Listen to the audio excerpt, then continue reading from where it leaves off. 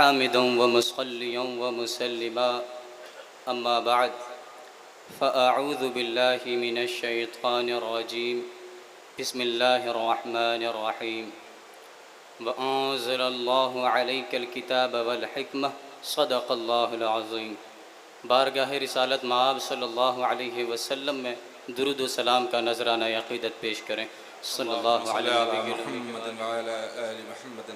وسلم وسلام علیک یا رسول اللہ صلی اللہ علیہ وسلم۔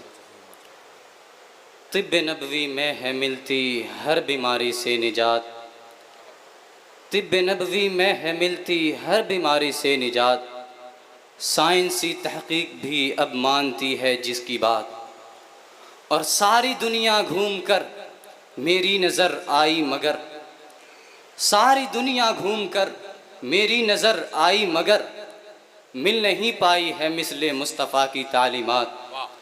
حضرات، آج میری تقریر کا موضوع طب نبوی اور میڈیکل سائنس ہے۔ اللہ رب العزت ارشاد فرماتا ہے وَأَنزَلَ اللَّهُ عَلَيْكَ الْكِتَابَ وَالْحِكْمَةَ، یعنی ہم نے آپ صلی اللہ علیہ وسلم پر کتاب اور حکمت نازل فرمائی۔ مطلب یہ ہے کہ اللہ رب العزت نے آقا کریم صلی اللہ علیہ وسلم کو علم اور حکمت سکھا دی۔ کسی چیز کا علم اس کے بنانے والے سے زیادہ اور کون جان سکتا ہے؟ تو جس نے اس سے براہ راست سیکھا، اس کے علم و حکمت کا عالم کیا ہوگا۔ مشکات شریف کتاب الطب والرقاء میں ایک حدیث شریف حضرت ابو ہریرہ رضی اللہ عنہ سے منقول ہے، قال رسول اللہ صلی اللہ علیہ وسلم ما انزل اللہ داء الا انزل له شفاء، یعنی یہ کہ اللہ رب العزت نے کوئی ایسی بیماری نہ بنائی جس کے لیے شفا نہ اتاری ہو۔ اس حدیث کی تشریح کرتے ہوئے علامہ احمد یار خان نعیمی علیہ الرحمہ مرآت المناجیح شرح مشکات المصابیح میں تحریر فرماتے ہیں کہ موت اور بڑھاپے کے سوا تمام امراض کی دوائیں ہیں۔ جب اللہ تعالیٰ کسی کو شفا دینا چاہتا ہے تو طبیب کا دماغ اس کی دوا تک پہنچ جاتا ہے، ورنہ طبیب کا دماغ الٹا چلتا ہے اور علاج غلط کرتا ہے۔ حضرات، طب نبوی جیسا کہ نام سے ظاہر ہے نبی کریم صلی اللہ علیہ وسلم کی احادیث اور سنت پر مبنی ہے۔ اس کا بنیادی منبع قرآن کریم اور احادیث نبویہ ہیں۔ طب نبوی میں مختلف قدرتی اجزاء اور طریقے استعمال کیے جاتے ہیں جنہیں نبی کریم صلی اللہ علیہ وسلم نے مختلف مواقع پر تجویز فرمایا، مثلا شہد، انجیر اور کلونجی وغیرہ۔ وہیں دوسری جانب میڈیکل سائنس ہے جو سائنسی تحقیقات و تجربات پر مبنی ہے۔ اس میں بیماریوں کی تشخیص کے لیے جدید آلات اور ٹیکنالوجی استعمال کی جاتی ہیں، جیسے سی ٹی، ایم آر آئی اسکینز اور مختلف لیبارٹری ٹیسٹ، اور علاج کے لیے فارماسیوٹیکل دوائیں، سرجری اور دیگر جدید طریقے استعمال کیے جاتے ہیں۔ طب نبوی میں صحت کی روحانی اور جسمانی دونوں پہلوؤں کو مد نظر رکھا جاتا ہے۔ نماز اور روزے کو جسمانی اور روحانی صحت کے لیے انتہائی مفید قرار دیا گیا، جبکہ میڈیکل سائنس بیماری کو بنیادی طور پر جسمانی حالت سمجھتی ہے اور اس کا علاج بھی اسی بنیاد پر کرتی ہے۔ روحانی پہلو کو عام طور پر نظر انداز کر دیا جاتا ہے۔ علاج نبوی جس قدر اہم اسی قدر آسان اور ارزاں بھی ہے۔ آج کل اگر کسی ایک بیماری سے چھٹکارا پانے کے لیے کوئی اینٹی بائیوٹک استعمال کرتے ہیں تو اس سے اس بیماری سے چھٹکارا پانا تو دور، بیسیوں اور بیماریاں جنم لے لیتی ہیں، اور یوں انسان بیماریوں کے جال میں اس مکھی کی طرح پھنس جاتا ہے جو مکڑے کے جال میں پھنسی اپنی زندگی کی آخری سانس لے رہی ہوتی ہے۔ حضرات گرامی وقار، ڈاکٹر خالد غزنوی اپنی کتاب طب نبوی اور جدید سائنس صفحہ نمبر 19 میں لکھتے ہیں کہ 20ویں صدی کے وسط تک دل اور گردہ کی بیماریوں، نفخ، کھانسی اور زکام کے علاوہ نیمونیا کی بہترین دوائی برانڈی سمجھی جاتی رہی ہے۔ اب علم الامراض کے ماہرین کہتے ہیں کہ برانڈی جسم کے دفاعی نظام کو مفلوج کرتی ہے۔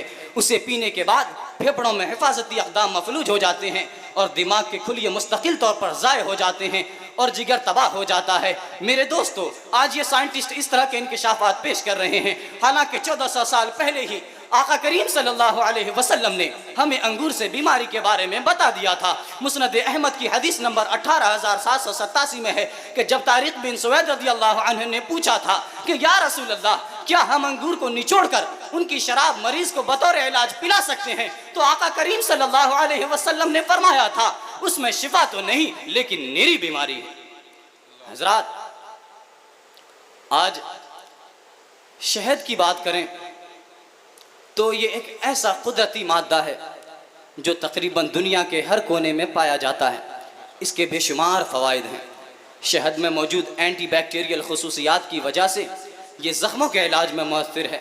اس کے علاوہ شہد میں موجود اینٹی آکسیڈنٹ خصوصیات جسم میں فری ریڈیکلز کو کم کرتی ہیں جو کہ مختلف بیماریوں کا سبب بنتے ہیں۔ قرآن شریف سورہ نحل آیت نمبر 69 میں کہا گیا فیہ شفاء للناس، یعنی شہد میں لوگوں کے لیے شفا ہے۔ مشکات شریف کتاب الطب والرقاء میں حضرت ابو ہریرہ رضی اللہ عنہ سے ایک روایت منقول ہے، قال رسول اللہ صلی اللہ علیہ وسلم ما انزل اللہ داء الا انزل له شفاء، یعنی یہ کہ اللہ رب العزت نے اللہ رب العزت نے کوئی ایسی بیماری نہ بنائی جس کے لیے شفا نہ اتاری ہو۔ پھر ایک اور حدیث حضرت ابو ہریرہ رضی اللہ عنہ سے روایت ہے من لعق العسل 3 غدوات فی کل شہر لم یصبہ عظیم من البلاء، یعنی آقا کریم صلی اللہ علیہ وسلم نے فرمایا جو شخص ہر ماہ 3 روز شہد چاٹتا ہے اسے کوئی بڑی بیماری لاحق نہیں ہوتی۔ اسی حوالے سے ایک اور حدیث سماعت کریں، حضرت ابو سعید خدری رضی اللہ عنہ سے روایت ہے کہ ایک آدمی نبی کریم صلی اللہ علیہ وسلم کی خدمت میں حاضر ہوا اور عرض کرنے لگا کہ میرے بھائی کو دست آ رہے ہیں۔ رسول اللہ صلی اللہ علیہ وسلم نے فرمایا اسے شہد پلاؤ۔ وہ پھر آیا اور عرض کیا، میں نے اسے پلایا لیکن اس کے اسہال میں اضافہ ہوا۔ آپ صلی اللہ علیہ وسلم نے 3 مرتبہ اسے یہی فرمایا۔ وہ 4تھی مرتبہ آیا، آپ نے یہی فرمایا اسے شہد پلاؤ۔ اس نے عرض کی میں اسے پلا چکا ہوں لیکن اس کے مرض اسہال میں اضافہ ہی ہوا ہے۔ آپ صلی اللہ علیہ وسلم نے فرمایا صدق اللہ وکذب بطن اخیک، یعنی اللہ کا فرمان سچا ہے جبکہ تیرے بھائی کے پیٹ کی غلطی ہے۔ راوی کہتے ہیں اس نے پھر پلایا تو وہ صحت یاب ہو گیا۔ اب آئیے ذرا میڈیکل سائنس کا بھی جائزہ لے لیں۔ 2009 کے ایک general of chemical and pharmaceutical research کے بعد ہنی اینڈ ہیلتھ نامی ایک آرٹیکل شائع ہوا جس کے ریسرچ سے پتہ چلا ہے کہ شہد کے مختلف فوائد ہیں جن میں اینٹی بیکٹیریل، اینٹی انفلیمیٹری اور اینٹی آکسیڈنٹ خصوصیات شامل ہیں۔ تحقیق میں شہد کو جلدی بیماریوں، معدے کے مسائل اور زخموں کے علاج میں مؤثر پایا گیا۔ ڈاکٹر خالد غزنوی اپنی کتاب طب نبوی اور جدید سائنس صفحہ نمبر 180 میں لکھتے ہیں کہ ڈائبٹیز کے مریضوں کو مٹھاس کی ممانعت ہوتی ہے۔ شہد میٹھا ہے مگر اس کے باوجود شوگر کی بیماری میں مضر نہیں۔ چنانچہ ایک پاکستانی سیاستدان کو ڈائبٹیز کی بیماری تھی۔ وہ سالانہ پڑتال اور علاج کے لیے نیو یارک پالی کلینک میں داخل ہوئے۔ ان کو 20 دن زیر مشاہدہ رکھنے کے بعد ڈاکٹروں نے اشیاء خورد و نوش کی ایک فہرست تیار کر کے دی کہ اگر وہ اس فہرست کے اندر رہیں گے تو ان کی بیماری قابو میں رہے گی۔ اس فہرست میں کسی قسم کی مٹھاس شامل نہ تھی۔ انہوں نے ڈاکٹروں سے پوچھا کہ اگر وہ چائے، دودھ اور دہی کو میٹھا کرنے کے لیے اسکرین جو کہ ایک قسم کا شکر ہوتا ہے اس کے بجائے شہد ڈال لیا کریں تو کیسا رہے؟ ڈاکٹروں نے اس عمل کی شدید مخالفت کی تو انہوں نے ان کو بتایا کہ وہ اس سارے عرصے میں روزانہ 6 بڑے چمچے شہد پیتے رہے ہیں اور شہد کی اتنی معقول مقدار کے باوجود ان کے پیشاب اور خون میں شکر کی مقدار بڑھ نہ سکی۔ ڈاکٹروں کو بتایا گیا کہ قرآن نے شہد کو شفا بتایا ہے اور اس سے نقصان کا سوال ہی نہیں پیدا ہوتا۔ اسی لیے تو میں کہتا ہوں بھلا کس قسم کا اس میں کوئی شبہ نظر آئے، بھلا کس قسم کا اس میں کوئی شبہ نظر آئے کہ شافی جس کے ہونے پر ہو شاہد خود کلام اللہ۔ ماشاءاللہ ماشاءاللہ۔ حضرات محترم، طب نبوی میں سے ہی ایک مقبول اور مفید غذا انجیر بھی ہے۔ انجیر میں موجود وٹامنز اینڈ منرلز جسم کو بہتر بناتے ہیں۔ اس کے علاوہ انجیر میں موجود فائبر قبض کو ختم کرتا ہے اور ہاضمے کو بہتر بناتا ہے۔ اللہ رب العزت نے ارشاد فرمایا والتین، یعنی انجیر کی قسم۔ ذرا سوچیں جب اللہ رب العزت نے اس کی قسم یاد فرمائی تو اس کی فضیلت و افادیت کا کیا عالم ہوگا۔ اتنا ہی نہیں، انجیر کا ذکر حدیث شریف میں بھی ملتا ہے۔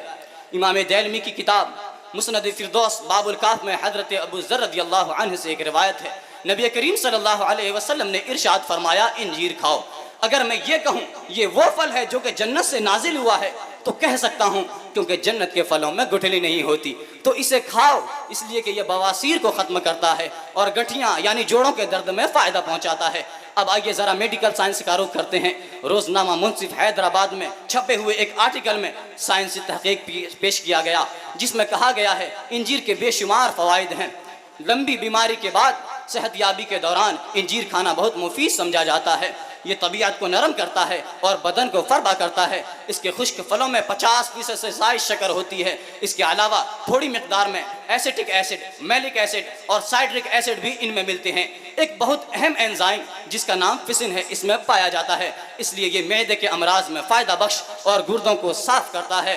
اسی کے متعلق ڈاکٹر خالد غزنوی اپنی کتاب طب نبوی اور جدید سائنس صفحہ نمبر 33 میں لکھتے ہیں کہ ایک عورت کو پتا کی پرانی سوزش تھی، ایکس رے پر متعدد پتھریاں پائی گئیں۔ بطور ڈاکٹر اسے آپریشن کا مشورہ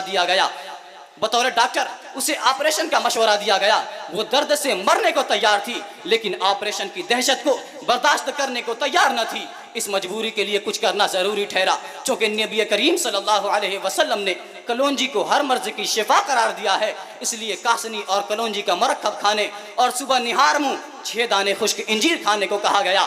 2 ماہ کے اندر نہ صرف کہ پتھریاں نکل گئیں بلکہ سوزش جاتی رہی۔ علامات کے ختم ہونے کے 1 ماہ بعد کے ایکس رے سے پتا مکمل طور پر صحت مند پایا گیا۔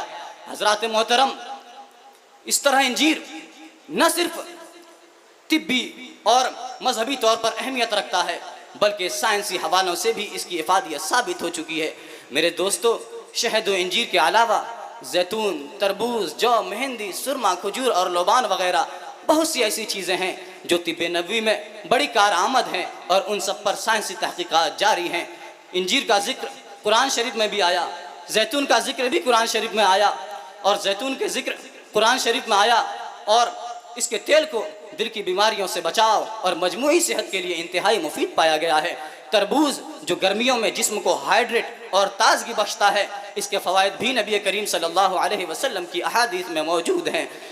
مہندی جو نہ صرف خوبصورتی کے لیے بلکہ جلد کی بیماریوں میں بھی استعمال ہوتی ہے، اس کے فوائد پر بھی جدید سائنس اب تحقیق کر رہی ہے۔ سرما جو آنکھوں کی صحت کے لیے مفید ہے، آج بھی بطور قدیم علاج مقبول ہے۔ کھجور جسے افطاری کے وقت کھانا سنت ہے، فوراً توانائی فراہم کرتی ہے اور متعدد غذائی فوائد رکھتی ہے۔ لبان جو خوشبو اور علاج دونوں کے لیے استعمال ہوتا ہے، اس کی طبی اہمیت بھی